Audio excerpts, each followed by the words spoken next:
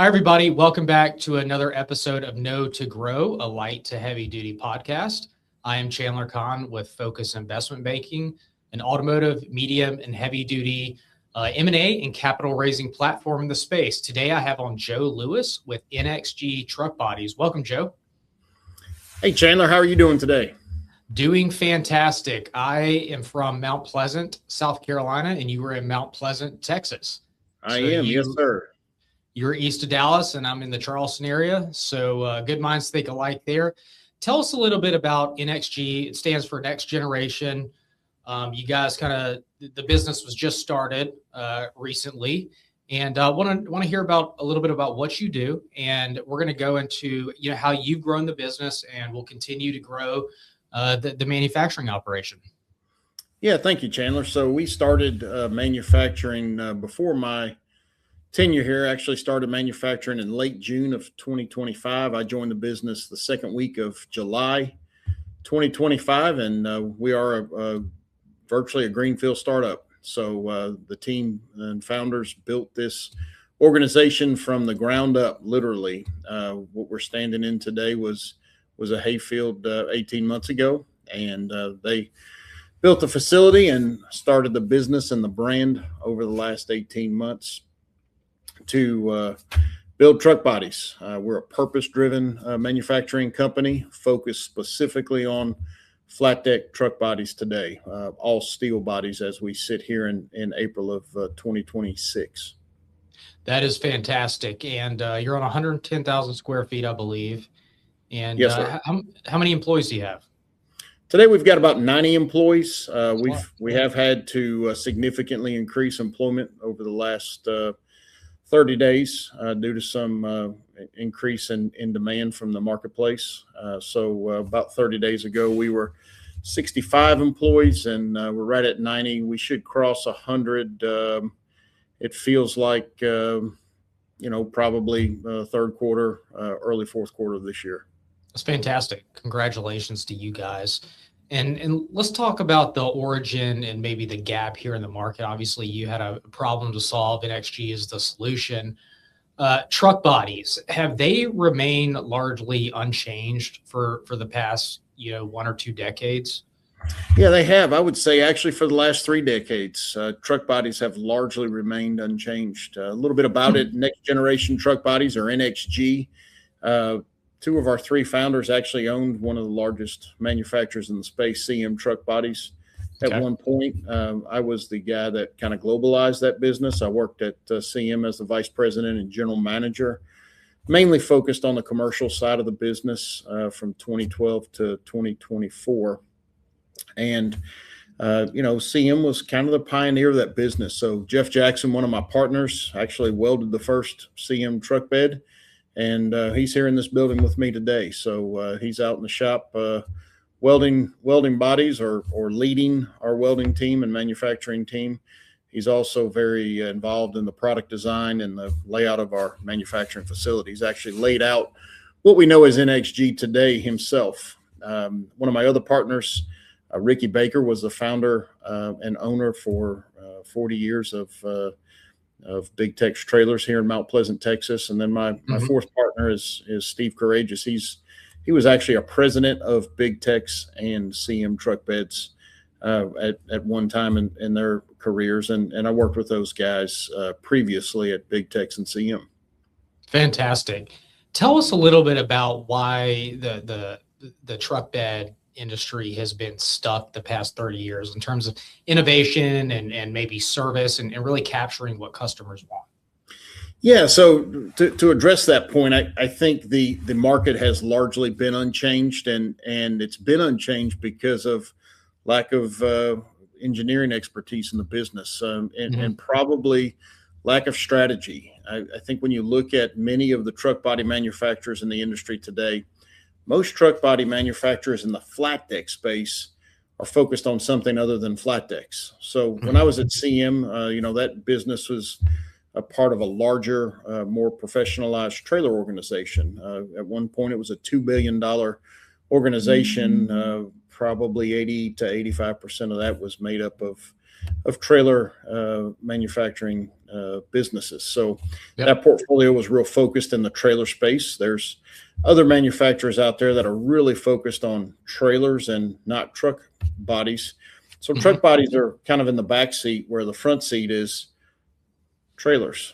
And therefore, a lot of the truck bodies resemble trailers, which is when you look at the NXG marketing, we talk about next generation. We talk about purpose built. We talk about truck bodies. There's a standard in the industry today that really is a trailer body. And the NXG body is more of an automotive grade design, automotive grade type finishes. I think all of us have industrial finish for the most part, but one feedback we've had in the industry is we do have the most automotive grade looking body out there on the market today. So we're really excited about how our finish has turned out. And that's one of the problems we were trying to fix in the market. So I think the biggest reason of truck bodies, flat decks being really stuck is there just hasn't been a lot of time and attention placed in our space. And, over the last, I've, like I said, been in this business, 13, 14 years now, specifically in the truck bed business. There's just not been a lot of time and attention placed on that, even as new manufacturers come in. There's manufacturers that have come in that are just focused, not just on trailers, but other products that were really their core. So they haven't invested the engineering and design resources into their flat decks. We've been able to do that. Awesome. And I'm excited to get into this design, engineering, and manufacturing portion of this podcast to really talk about how you guys are next generation and are innovating in this space. What does your design, engineering, and innovation team look like? Yeah, so we have a team of engineers, one that's been in the trailer and truck body space for many years, one that's been more in the fabrication and design space for several years, and then Jeff Jackson, he's been involved in trailer and truck body and metal fabrication, kind of all three. So his foundation was horse trailers. Him and his father started a large horse trailer manufacturing company in Madill, Oklahoma. He then kind of transitioned into metal fabrication. He's a brilliant fabricator, understands putting pieces together, cutting, bending, and then obviously when it went over to CM Truck Beds, ran that business for many years. And then when he retired from his metal fabrication business, he partnered with Ricky and started NXG. That's fantastic. So three folks, right, on the team, I believe. Yeah. Three main contributors. Obviously, from the commercial side, there's myself and a couple guys that, we sponge up customer feedback, and I think that's something that we'll probably get into later in the podcast. But we're real focused on customer feedback and the passion that we have for ensuring that we're feeding the customer what they're hungry for is really what drives NXG and our innovation. And it can be something as simple as the same key on every toolbox latch on a body, and that's important to their customer. Well, we want to figure those things out. I think we really set out to kind of change the overall look and appearance of a truck body, but really there were three problems in the marketplace we had to solve. Powder coat delamination. Powder coat's long been a challenge in the trailer and truck body space. Many of the larger truck body companies have struggled with it immensely. So we really focused on our powder coating process here at NXG. Leaking toolboxes still today is a big issue in the industry. Companies across North America are really struggling with toolboxes that water doesn't pour in, and not just water, but dust intrusion as well. We've solved that with our one-piece weather stripping. And then fuel. Filling a work truck is always a pain for the end user, and we've really solved that in the majority of our bodies here at NXG. So that stuff doesn't just come from great engineers. That comes from good commercial teammates who are out there listening to customers, bringing that information back to engineering and letting them design the solution to the problem that we took from the marketplace. Let's talk about this delamination process a little bit more. I know on your website you have a 5-step wash process. before I think you apply the coating. Help me understand that a little bit more, and help the audience understand that as well. Yeah, so in our space, trailers, truck bodies, metal fabrication like this, most companies are using a 2 to 3 stage process. In other words, they're washing it with a corrosive chemical that actually opens up pores. They're rinsing it with a control and maybe treating it with a pre-treat for powder coat or powder primer, and then a powder coat top coat. At NXG, we actually wash our steel with 3 different corrosive materials that open the pores, clean the steel, and prepare it for powder coat. In between those washes, we actually rinse with a control rinse.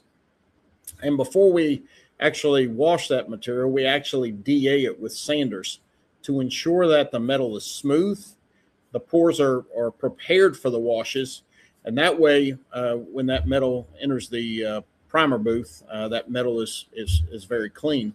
The standard in the industry, like I said earlier, is 2 to 3 step wash, and it's not just the fact that we wash 5 times. We've tested multiple chemicals out there in the marketplace. We've actually tested bodies. We've tested chemicals on specific bodies to understand what chemicals are causing the powder coat delamination. We've been able to formulate chemical washes that pull those chemicals out, and we feel very confident and have tested that powder coat process that we have to far exceed the standard in today's industry in our space. So we feel like not only do we have 5-stage wash, but we have the right chemicals in that 5-stage wash. That's fantastic. And let's walk the users through your 110,000 square foot batch manufacturing plant. Help us understand that. What does that look like? What's going on in there? Yeah, so we have a fabrication facility here in the front of the manufacturing plant. We have plasma cutters, HD plasmas, a big area for raw materials, flat steel, flat tread plate, headache racks, hitches. All the raw materials are staged here on the front side. Then we have 3 separate weld lines. Each weld line is purpose built for a specific model. Everything we do in this facility is very time based. Yeah. As you mentioned a second ago, we have a batch chain, but even in our weld shop, all of our welders are actually on a time schedule. So many bodies per minute or so many bodies per hour is probably a better way to say it, given the model of body. So some bodies have a higher labor content and a higher material content. They may take longer to actually weld than a simple flatbed, for instance. So once those bodies come out of the weld stations, they actually go to what they call a chip and grind or a pre-coating stage where bodies are actually prepared and welds are finished, weld slags removed. They do the DNA to help clean the steel and smooth it out and give us that automotive grade look we're looking for. Then they load that onto our batch powder coat system, which takes it through a wash, powder primer, and then a powder coat top coat. One of the neatest things in our facility that we talk about on social media and our website, at trade shows and through the different channels that we market the business, is we use infrared cure. And our infrared cure allows us to decrease the edge coat delamination that most manufacturers struggle with in their body. And the reason is because we don't have high flow of air through our infrared cure booths, which blows the powder coat off of the edges. The infrared plates bring the temperature to a higher temp faster when a body enters that system. And it's a very controllable temperature. When you have open air convection, or kind of old technology, so to speak, you have a lot of air blowing hot air through there. Well, in the front of a open flame convection booth, it could be 30, 40, 50 degrees different in the back of the booth, depending on where the flames are. With infrared, everything is covered across the board, top, bottom, both sides, front and rear. That's fantastic. And in terms of the equipment brands you're using, what are those? That's I think our most important piece is our IFS powder coating. Those guys have been great partners to us. We use HD plasma tables from Messer to cut all of or the majority of our steel. We do have some laser cutting capabilities with some partners here in Mount Pleasant that ship in products to us. But anything that we cut in-house, we cut on HD Messer plasma tables. And, we have a group of partners that help us with the powder coat process. That's most notably IFS. They've done a great job for us. Awesome. And then in terms of the expansion, you added 23 employees the past 4 weeks, which I have a question around that. Was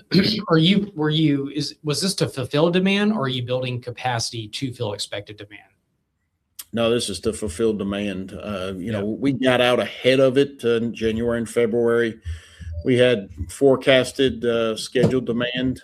Fortunately, I would say we went to the NTEA's work truck show, and we had a lot of feedback, a lot of positive feedback, and brought on many partners who were very excited about the product. They understand how our products can change our organization. And, now we're training, bringing on onboarding, training, bringing on new customers, and training those new employees to ensure that we can fulfill that demand. One of our foundations has been obnoxious lead times, and we still have those on the majority of our products. We do have one model that lead times have expanded some due to unforeseen demand. Yeah. And then in terms of, I know you have kind of 4 major products on the website. I would think maybe there's some variations there. So is there a number of model count that you have kind of right now? Yeah, we have 4 models today. We have a 5th model that will be launched probably over the next 4 to 6 weeks because of the explosive demand we've had for our products. We've talked as a leadership team, and we're going to really focus on scaling our facility. When you increase employee count by 30-40% in a period of 4 weeks, you've got to be very focused on training employees. We've had very little turnover in this organization.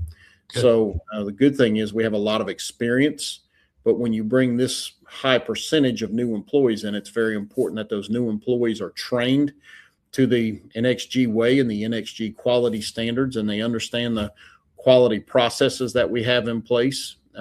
So before we continue to launch more models, we certainly want to try to stabilize the growth that we have with the current models that we have on the market today.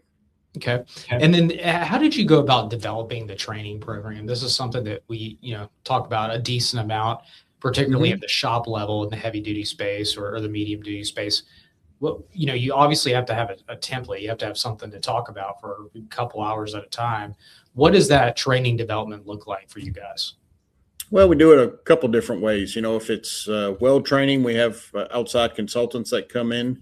Anybody who's been in the organization on our weld lines for over 90 days is certified. NXG Truck Bodies is an MVP certified manufacturer by the NTEA.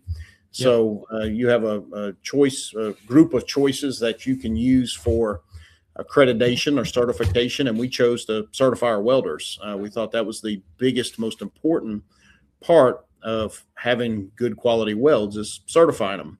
Taking those welders through that certification process and the training and the testing that goes into that simply makes our welders better and more certified, more capable of welding in high velocity environments like we do. From the powder coat standpoint, we also have outside consultancy that comes in and trains our wash crews, our primer crews, and our top coat crews regularly to ensure that we're getting correct coverage. We know how to check for coverage, and then that we're getting the right thickness, and that's super important. And I'll note this leadership team has nearly 150 years of manufacturing experience. A lot of what we do, we already know. The neat thing about the NXG team is we've spent millions making these mistakes in the past. We know what not to do, unfortunately, for all the right reasons. So, that's what the customer wants to hear. That's correct. We've made those mistakes, and our team understands the mistakes that many of our competitors and sometimes ourselves make. Our team's making mistakes out there in the shop today. It's our job as a leadership team to go out there, hold those employees accountable, and train them how not to make that mistake again, or what to do different so that the mistake doesn't happen.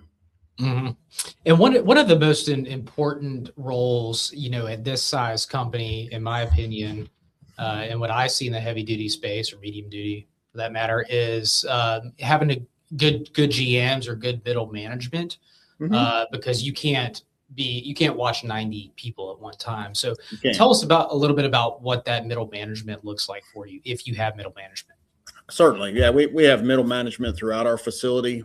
All of our middle management came with prior manufacturing experience. Several of those middle managers we're very familiar with. We didn't hire them from one company.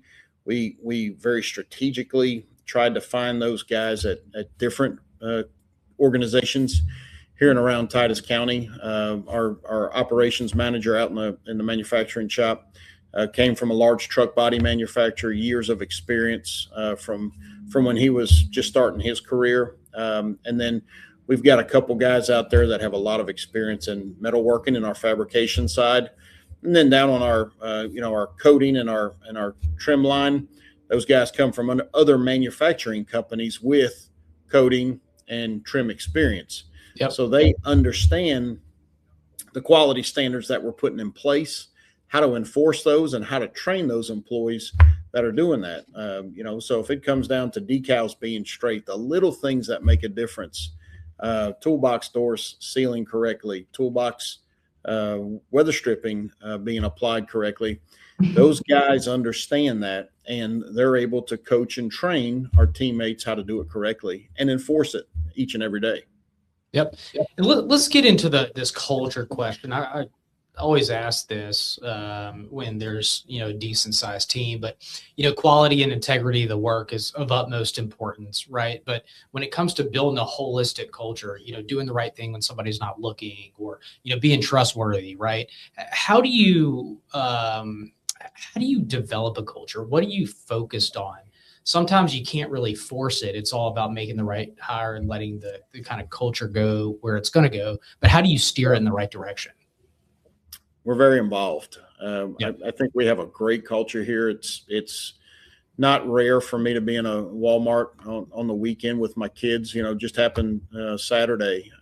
Me and two of the girls were at Walmart, and a wife of an employee came up and said how great it was for her husband to work at NXG, how much That's he awesome. bragged about it, how much he loved the environment and the culture here. We're out there in the facility weekly doing Employee of the Month, birthday celebrations.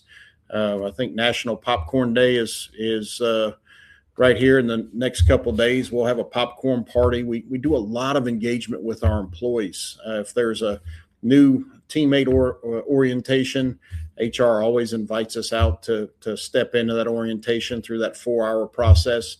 And we do. We go out and introduce ourselves, and we try to get to know our employees and understand their challenges and the issues they're dealing with, whether it be a death in the family or moving into a new apartment or buying a new car. We want to be involved in that and helping to make the transition of a lot of our employees much easier, because we have a wide range of ages and obviously men and women and different backgrounds out there. Mm-hmm. The Yeah. needs are going to be far different. But, I think our leadership team here is very invested in that and working hard to ensure that when we do see employees in Walmart, they are excited to see us and they understand that we do have their best interest at heart. Great, great. And, one of my colleagues, Stan Goesnock, he was the CEO of Cardone Industries, Okay. 6,000 people. And he told me that he used to go out and walk the floor, right? And just Yeah. talk to people and get to know them. Obviously, that Certainly. took time away from what he was doing at the CEO level. However, he developed a cohesive culture there. So interesting to hear that feedback. And that makes a lot of sense, particularly kind of in a smaller East Texas town where you are going to run into your people outside of work. And, hopefully they stay with you for a long time and you can kind of build that trust with them. It's really, Yeah, and thus far they have. Yeah. We've had very little turnover. This time of year, you got to be careful to talk about how good your turnover is when you're in a manufacturing community like we are, with a number of other manufacturers in town. When you have exploded demand, you start paying more short term, and then you get to July, August, and you start laying people off, and that's a very Yeah. common cycle in a city like we live in. And we've tried to really navigate that much differently. Hey, we're going to pay you a fair wage. We're going to treat you right. We're going to give you an awesome environment. And if you follow our company online, you see we talk about the customer experience and what it's like to be a customer of NXG. Well, we jump that fence and have the employee experience and what it's like to be an employee of NXG, and why that is such a good experience, not only for you, but for your family. Last Friday was Good Friday. We're working 5 days a week right now. Well, we only worked a half day last Friday because we understand that's important to our employees. And we did that strategically. Yeah. Smart. And I like that. Let's go back and talk about how you actually spun up the operation. Manufacturing is capital intensive. My understanding is, you bootstrapped it versus seeking outside capital. How do you think about bootstrapping and starting this up from a risk standpoint? Well, our business is naturally well capitalized. We've got good partners, and we have a good financial partner that's on board with us. That's just something from experience. We've done it several different ways over the years, and we thought this would be the best way for us to do it.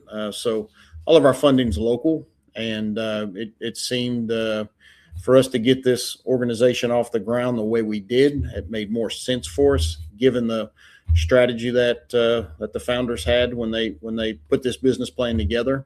So I think it just comes from more experience than anything, and what made more sense, both short and long term for the business, and not only where we are today, but where we're probably going to end up going over the next 5 to 10 years.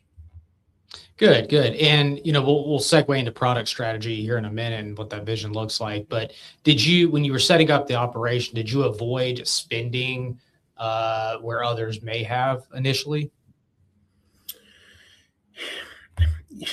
Yeah. I mean, that's a good question, but you always avoid spending where others make mistakes because you've been there before and made those mistakes. Without getting too deep into some proprietary information, I would say at a high level, we avoided spending too much money on fabrication in-house. And we went out and found good fabrication partners for us that already had the equipment, that had some extra capacity that could really help us. The neat thing about those fabrication partners is they're all located right here in Mount Pleasant, Texas. So our supply chain is very strong. Yeah. Good. And product strategy. So you've launched with 4 core models. Yes, sir. Why 4? Maybe why not 3? Why not 5? Tell us a little bit about that.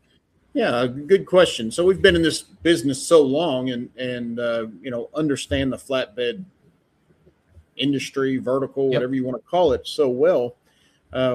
We know where the volumes are. We understand what percentage of our sales will come from what models. The 4 models that we've already launched are very fluid, very linear, and introducing them in the manner that we have virtually allows us to make subtle changes versus going extreme from one model to the other. So it allows our quality to maintain itself. It allows us to train our employees at the right time, and it kind of gives us the right revenue at the right time for the business and the life cycle of the business at that point.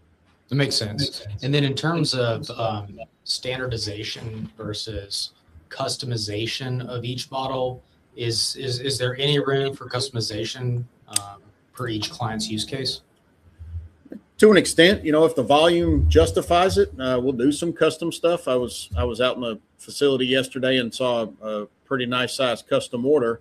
And somebody said, I thought we weren't doing custom. Well, we're not, but for the right customer with the right amount of volume. And if somebody orders 200 bodies from you and they need some customization where it makes sense, you can do it. Now, you'd rather do it in September, October, November, but to bring in some of those high velocity, high volume customers, like this specific customer, it made a lot of sense for us to make some modest changes. I would say our strategy has been manufacturing flow, not customization. But depending on the size of the order and the repeatability of the customization, we want to look at everything. Again, our foundation is built for the customer and customer experience.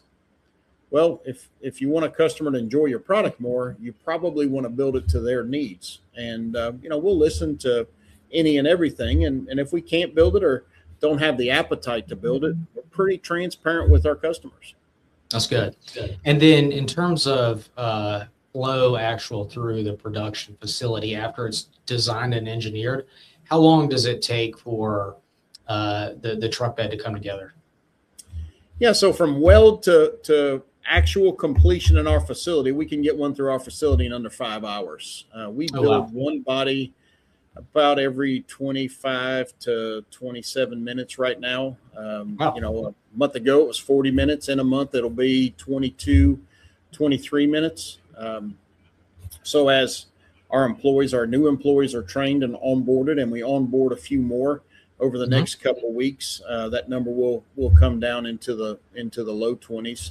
I would figure in a year we'll probably be just south of 20 minutes a body. That we clear a body every 20 minutes, and that 5 hours will come down to slightly over 4 from start of weld to completion. And KPIs can be a really big thing in manufacturing. Are you guys tracking anything specifically? Maybe what are your top 2 or 3 that you're really looking at? Number one thing we track is safety. Yeah. Because we think that is very important for our team. We're at 206 days without a recordable right now. We've only had 1 recordable since we opened this business. And I think that's the most important metric that we can track, because if our employees can't leave our facility every day safe, that's a problem. It doesn't matter how much money you make or how many bodies you manufacture. If your employees can't look at your organization and say they're focused on me, then you're probably not going to have good culture. You're going to have bad quality. Your labor rates are going to go up. And that's a recipe for disaster. And unfortunately, as I've mentioned several times through our conversation, we've experienced that for all the wrong reasons. So that's one thing that we're super focused on as a leadership team here. Some other metrics, obviously, labor per body is very important, overhead per body. Time of manufacturing, we measure that every day through our manufacturing facility. And then from a quality standpoint, our quality roadmap is laid out where we measure and manage defects. So that's a very, defects per 100 is something that is, we've got to look at and manage and measure those as we go forward. So part of that training we talked about a few minutes ago is, okay, we had this issue happen this many times. This is not an acceptable rate. What are we doing to fix it? Whether it be new powder coat wands, or our welders are turned up too high, or toolbox doors are coming loose. We manage that stuff to ensure that, hey, we are continuously improving through our manufacturing facility. That's fantastic. And let's jump into the go-to-market side of things. Who was your first customer, and how did you land those folks? I wouldn't want to divulge our first customer at this point, but I would tell you the way we've landed all of our customers is honest, transparent conversations. And, I've personally driven North America a lot the last 4 months, showing our bodies and telling our stories. And, I think when, it's kind of interesting. We launched this product, and any new product that comes to market, human nature is to talk about everything that's wrong with it. And, we live that life cycle for 90 days. Everywhere I went, everywhere our team went, everybody we called, because we know a lot of people in this industry. Everybody wants to look at the body and say, that doesn't look good. That's not going to work. That's terrible. And over the last 90 to 120 days, as more people have been able to see our products in person, they have come to understand our semi-gloss powder coat, which doesn't magnify weld marks on a body, looks more automotive. But the paradigm in this business is, let's go shiny. That's great. That's easy. The reality of it is, chemically and scientifically, semi-gloss actually performs better than high gloss. It's got a slower fade rate. It doesn't magnify weld marks and blemishes in the steel. It's got a lot of value. Some other things, our lights were very well known in the industry for the X light. It's the only automotive industry in the business today. We're very proud of that. We don't use trailer lights. We're not building a standard truck bed. So, customers look at the X light. Well, they don't like it, not because it's a bad light, just because it's something to say no to our commercial team. So I think going out and educating, from the go-to-market strategy you were asking about, going out and educating potential distributors and auto dealers. We don't sell to auto dealers. We sell to distributors who sell to auto dealers. But we've kind of done a different strategy there by educating those auto dealers to pull business back through potential upfitters, and going out and educating upfitters and their customers or auto dealerships has really helped us, because now a customer's gone from saying a hard no to how can I live without it? And in some cases, they're embarrassed not to buy it. And that's been very fulfilling for us, especially since probably December. That's been a very fulfilling and satisfying experience that our entire commercial team's had. Good. And is the distribution network currently able to get the product all around the country? Yes, sir. Yeah, we will ship into all 48 states. We've shipped into somewhere between 27 and 30 states thus far. Oh, wow. Okay. And then in terms of sales cycle, obviously when folks are ready to pull the trigger, they're ready to pull the trigger, but how long does it usually take, right, to once you start talking with that customer to land that customer and begin production for them? Well, that's an interesting question, because that cycle has changed a lot over the last 30 days.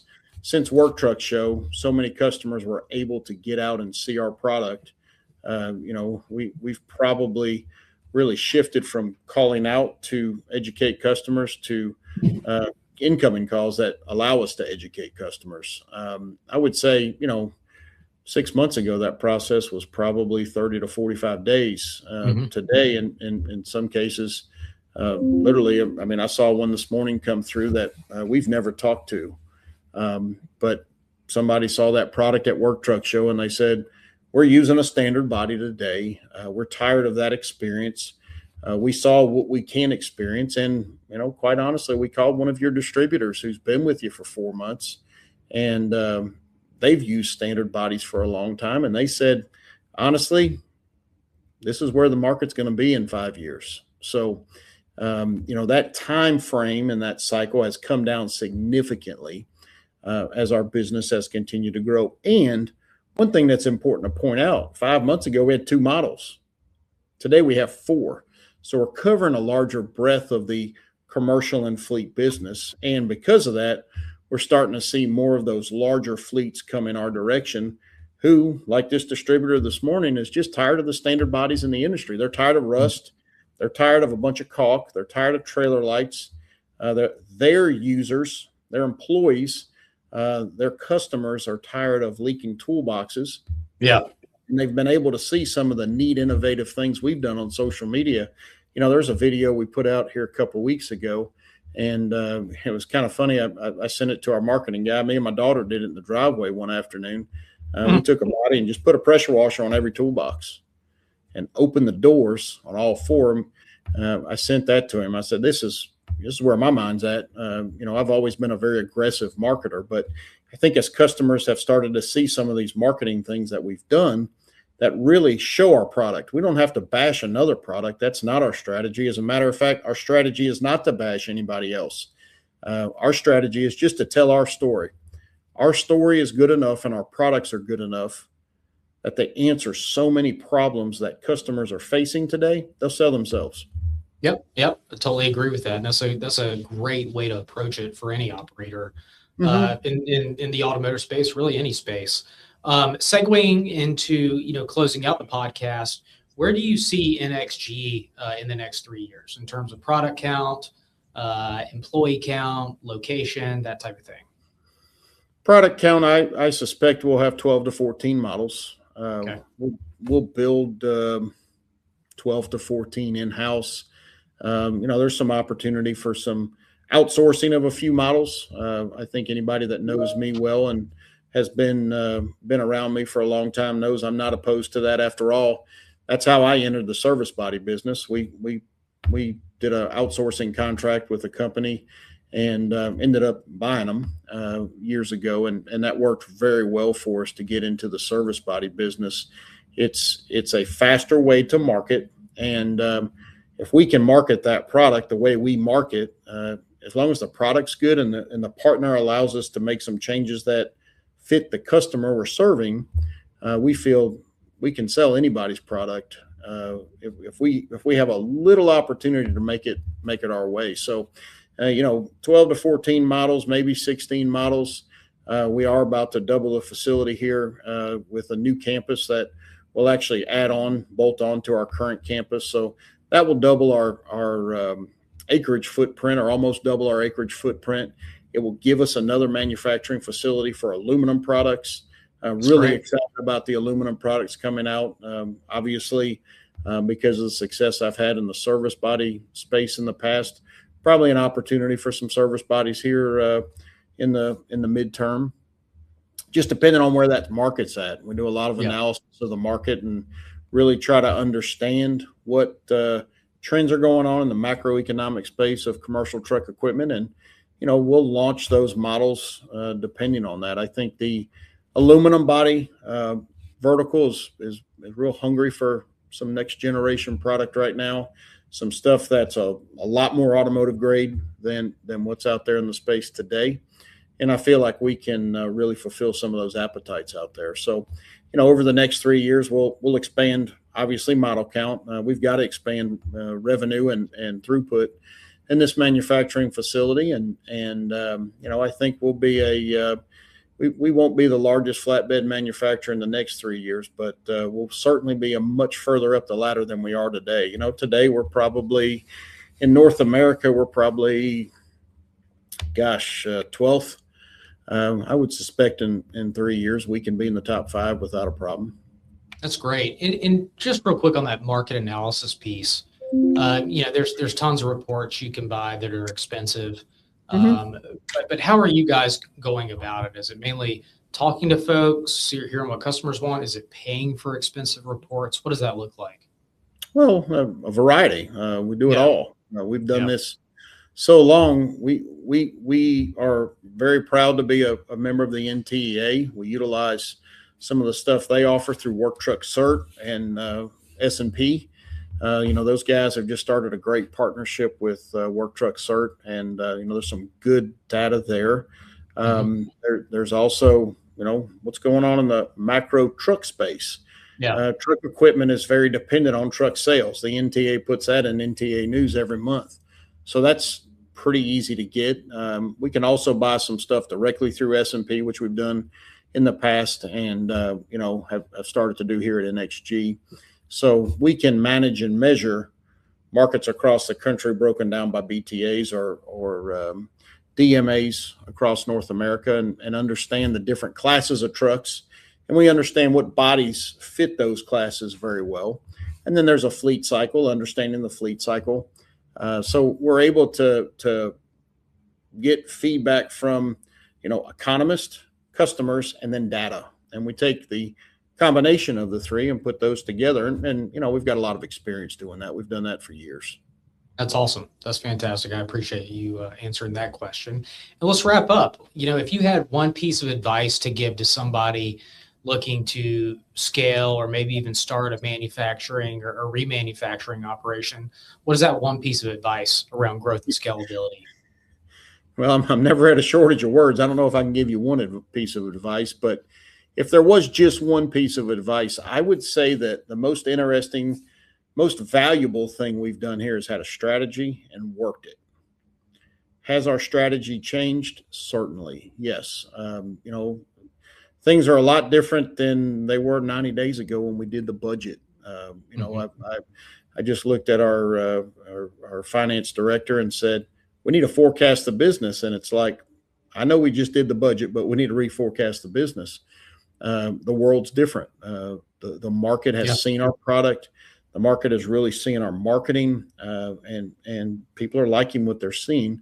our business is different. We didn't plan to hire the number of employees we've hired over the last 30 days, 90 days ago, but we've responded fast, and we've almost doubled production in the last 30 days. So in all of that, we still have been able to follow our strategy, which is to build great products, offer a safe workplace, give customers the best experience they can have out there in the marketplace, be, very transparent by offering transparent order updates, immediate order confirmations, immediate invoices.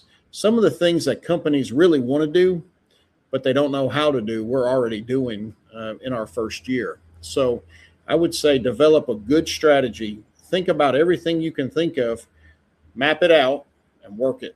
It's going to change. The climate's going to change. It's a cycle of some kind, but work the strategy. And if you do that, chances of being successful are probably going to be in your favor. That's sage advice. Joe Lewis, NSG Truck Bodies, thank you so much for joining today. Really appreciate you hopping on the podcast. And appreciate look forward you to staying having in me. touch. Of course. Yeah, please do. Looking forward to it. And maybe I'll have you on it again in 3 years and see where you are and what worked and maybe what didn't and circle back up and go from there. Yeah, that would be great. Good luck to you and your business, and we'll stay in touch. Sounds good. Thanks a lot.